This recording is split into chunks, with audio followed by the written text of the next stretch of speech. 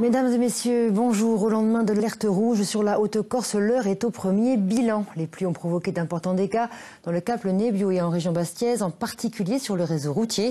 Le point chaud en termes de circulation, c'est le carrefour de Furiani. Maria Graziani est sur place. Bonjour Maria, quelle est la situation à l'heure actuelle ?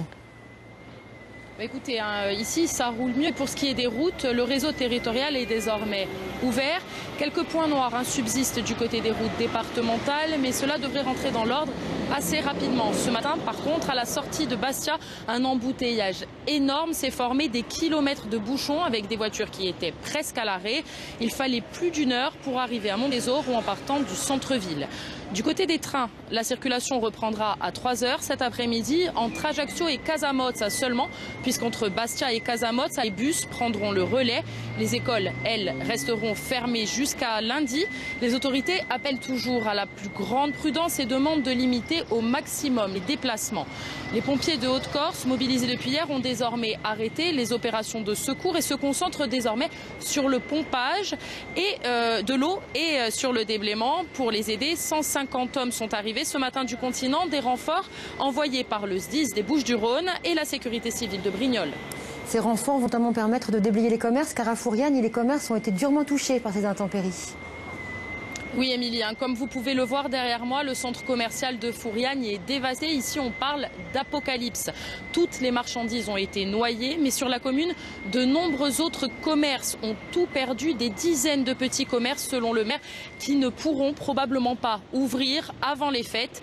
Mais pour le moment, difficile d'établir un bilan précis des pertes, puisque les experts mandatés par les assurances n'ont commencé leur travail que ce matin, Émilie. Merci Maya pour toutes ces précisions. J'ajoute que la préfecture de Haute-Corse a déclenché dès ce matin les procédures de catastrophes naturelles, calamités agricoles et intempéries.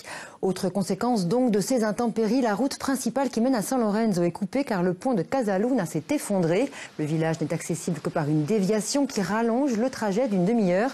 Écoutez cet habitant, il est resté hier coincé 3 heures dans son véhicule. L'histoire du pont, c'est une catastrophe. Pour la région, c'est une catastrophe. Il y a 2 déviations qu'on peut mettre en place. Par Haïti, là où nous sommes actuellement, c'est trop loin. Puis la route est vraiment étroite et dangereuse. Donc il y a des camions qui montent sur Saint-Laurent, des semi-remorques. Là, c'est terminé. C'est sûr que le département va mettre va faire ce qu'il faut tout de suite. Mais pendant un laps de temps, c'est une micro-région qui va être très très pénalisée.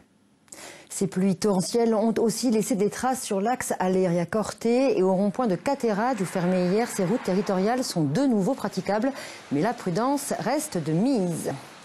Ces intempéries